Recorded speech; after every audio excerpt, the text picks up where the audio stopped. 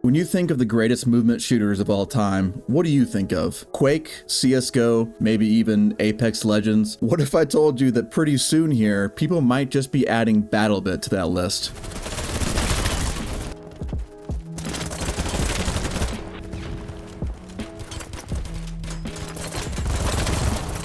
So what exactly makes a game a movement shooter? Is it b-hopping? Air strafing maybe? And how much does map design play into movement? A lot of shooters have some level of movement that can be used by the player to outplay their opponent. Meanwhile, the game isn't actually considered a movement shooter. In fact, a lot of modern games go out of their way to nerf movement with mechanics like inertia in games such as Escape from Tarkov. Funny enough, a lot of games that are popular for their movement didn't necessarily intend on being movement shooters in the first place. Some of the most iconic movement techniques in gaming were the result of players finding exploits in the system rather than being purposely added in by the developer. For example, b-hopping. Originating in Quake, b-hopping was a technique used to accelerate a player's character to insane rates of speed by repeatedly jumping over and over as soon as your character hits the ground and then strafing in the air. Now, Quake was intentionally a fast-paced game, but because of b-hopping, an unintended mechanic, players were able to take it into a whole new level. This technique also didn't just die with Quake either, but would instead show up in many other shooters in the future. Counter-Strike, even Left 4 Dead, and the Titanfall series. Because you were capable of such insane rates of speed in these games with these complex movement techniques, these games would go on to be considered some of the greatest movement shooters of all time. Now, in the modern era of gaming, some shooters have actually embraced movement completely and made it a core part of the gameplay. The best example I can think of is Apex Legends. I mentioned how some games are unintentionally movement-based. Well, in the case of Apex Legends, it was very intentional. There are even abilities and equipment in the game specifically designed to make your character move around the map as fast as possible, while also having fundamental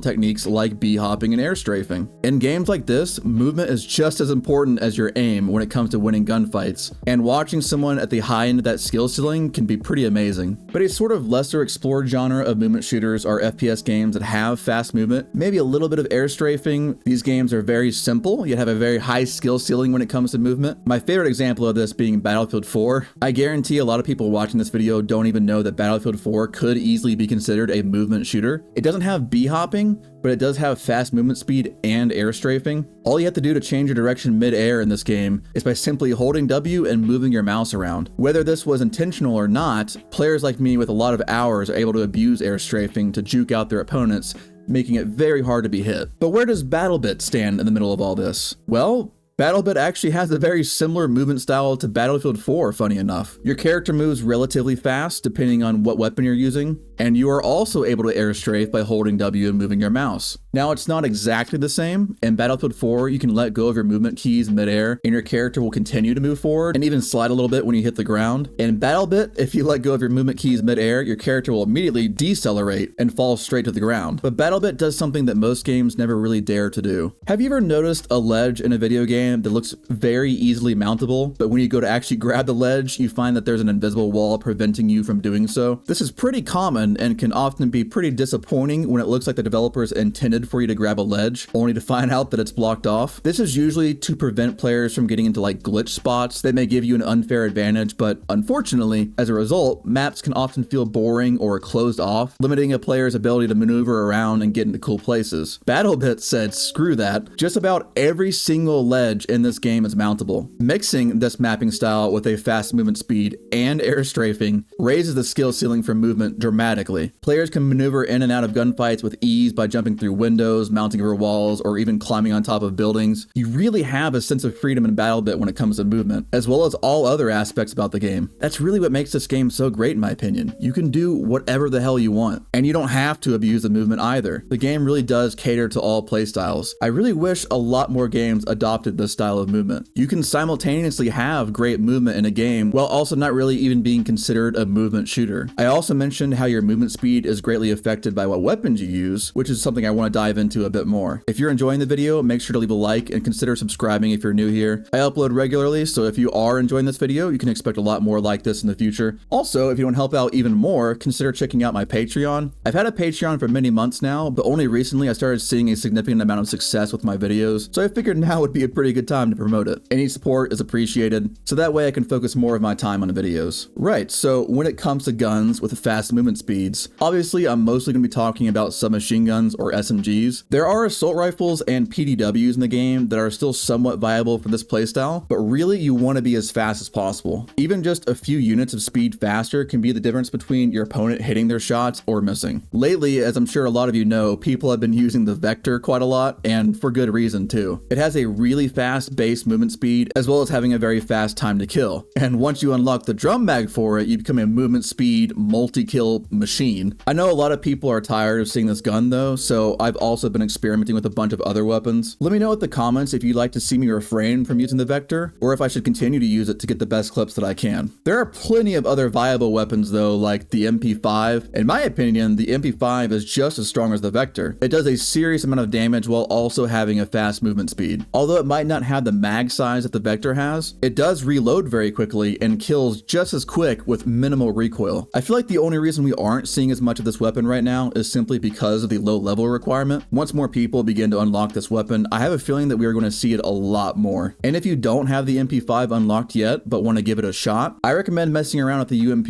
It's definitely not as good, but plays very similarly. It has little to no recoil, good movement speed, and a slow fire rate and relatively high damage. It's by no means meta, but it's a really fun weapon that gets slept on a lot. And for those of you who are fans of assault rifles, specifically AKs, but also want the benefit of SMGs, we have the Groza. This weapon functions very similarly to your average AK, while also having a more ergonomic bullpup design, resulting in much faster movement speeds. I've had such a great time messing around with all these different weapons, and I've collected some pretty crazy clips during my time on this game so far. I'm so happy to see a game embrace movement, and overall, it seems like the community appreciates it too. But that's all I really wanted to talk about today. If there are any other topics you'd like to see me cover in the future, let me know in the comments. Now, allow me to show you what 5,000 plus hours of Battlefield 4 movement looks like in Battlebit.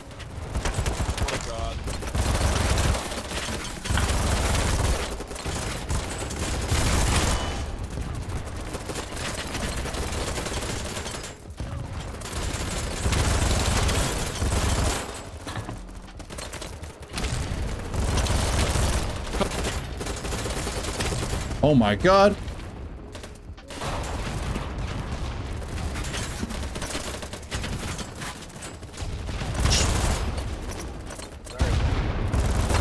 Oh my god.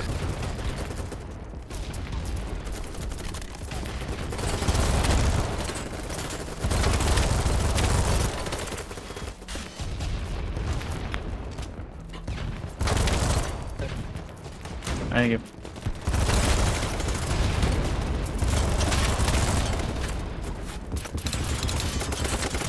Oh my god! Dude, holy hit markers.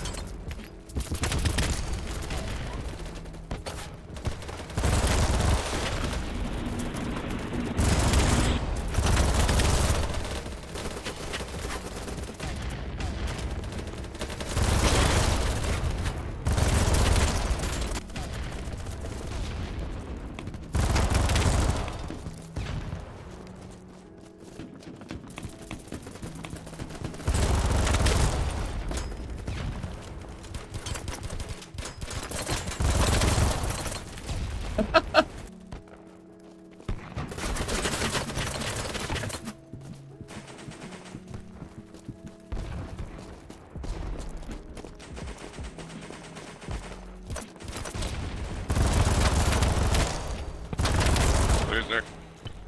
Bro, what? Dude's on Adderall. I can see why she probably doesn't. Woo.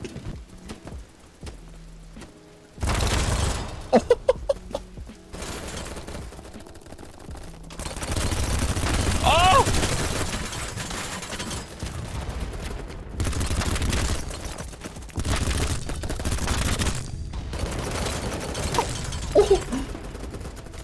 Oh!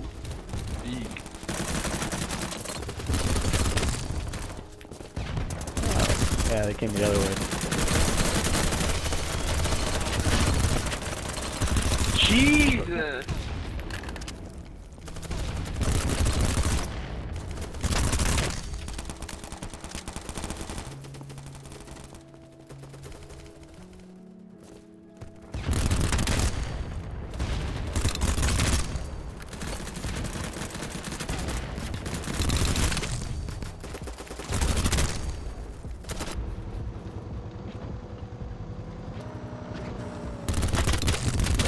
my god!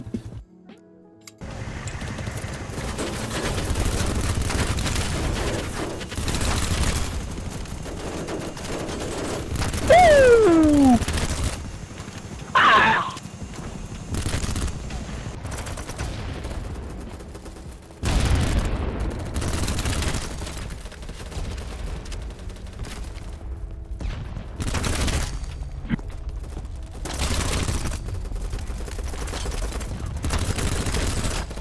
Whoa!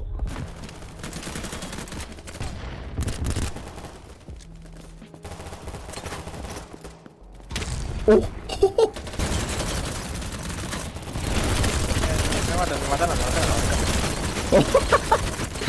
I got 4.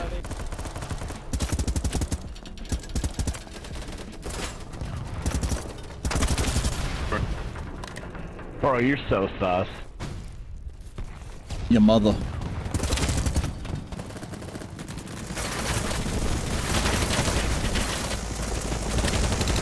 Yep. Just shot a guy out of a helicopter with an M4. Fat Alright, soldiers. It is time for the wiener inspection. Drop them. Quick team, they're inside. At least 4 tangos spotted. Come here, you and I are gonna have a fun time together. They're taking me to the sex dungeon. Oh yeah. Yeah, here's the sex dungeon over here. Oh yeah, put him in. This is where we can have our way with it. Father, forgive me.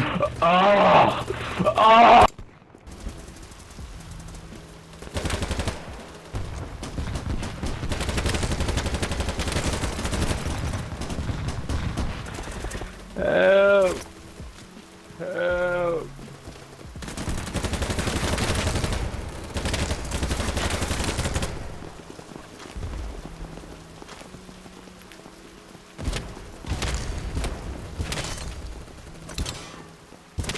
Oh my god.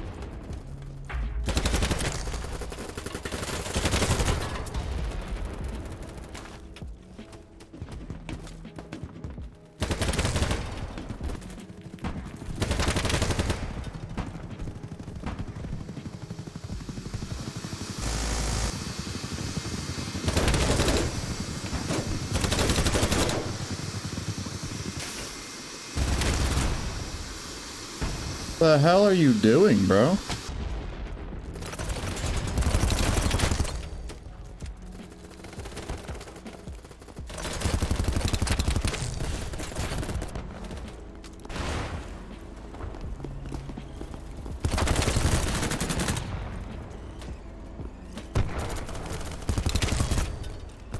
Oh, what? Oh, what the hell just happened? I just alt-tabbed. Okay.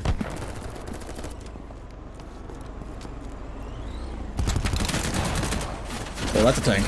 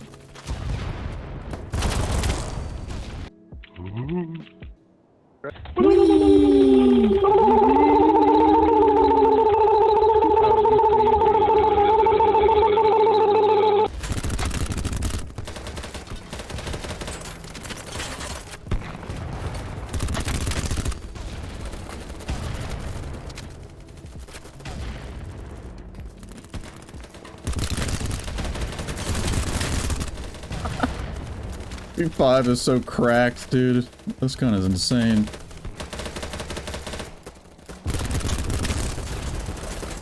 It's like an assault rifle, but an SMG at the same time.